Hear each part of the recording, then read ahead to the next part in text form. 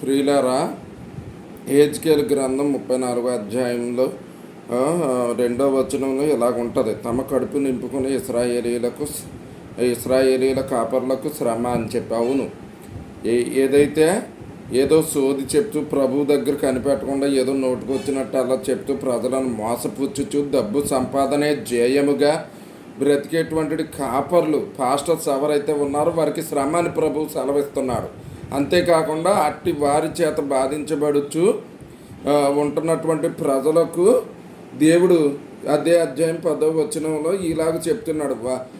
నా గొర్రెలైన ఆ ప్రజలను వారికి ఆహారం కాకుండా వారి నోట నుండి నేను విడిపిస్తాను అని చెప్పి ప్రభు సెలవిస్తున్నాడు. కనుక ఈ ప్రవచన వాక్యాన్ని ఎత్తిపట్టి ప్రార్థన చేస్తూ దేవుని స్తుతించాలని, అట్టి కాపర్ల నుండి మనం విడిపించబడాలని ప్రభువు నామమున కోరుతున్నాను.